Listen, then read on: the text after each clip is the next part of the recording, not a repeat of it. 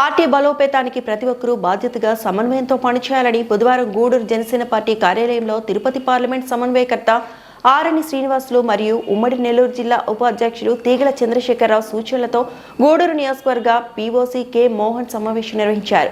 జనసేన అధినేత పవన్ కళ్యాణ్ ఆదేశాల మేరకు ఈ నెల 26 నుండి ప్రారంభం కానున్న పార్టీ సభ్యత్వ నమోదు కార్యక్రమానికి సంబంధించిన కార్యాచరణపై నాయకులు పాల్గొన్నారు.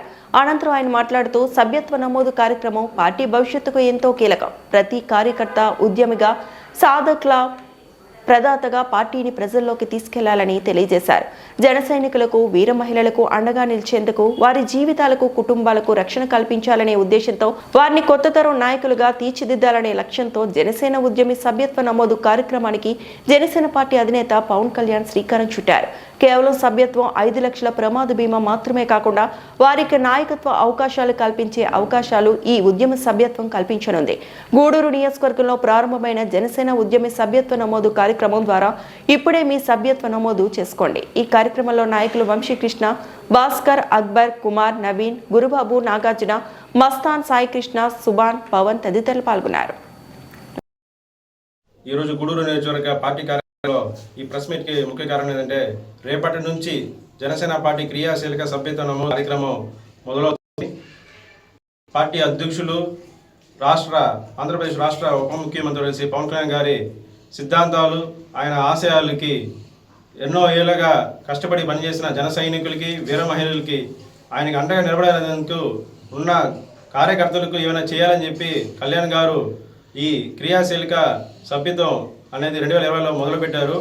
ఈ 5వ విడత జనసేన పార్టీ క్రియాశీలక సభ్యత్వానికి ఉద్యమి అలాగే సాధక్ ప్రదాతగా నామకరణం చేశారు.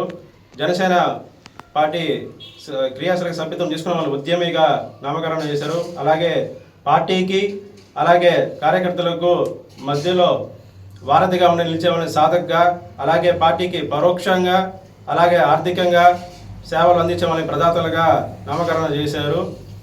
ఈ సభ్యత్వం రేపు రాబోయే స్థానిక సంస్థ ఎన్నికల్లో పోటీ చేయాలనుకున్న వాళ్ళకి, అలాగే జనసేన పార్టీ కమిటీల్లో నియమించాలని ఖచ్చితంగా ఈ సభ్యత్వం అనేది అధ్యక్షులు వారు ఉద్దేశించి స్పష్టం చేశారు.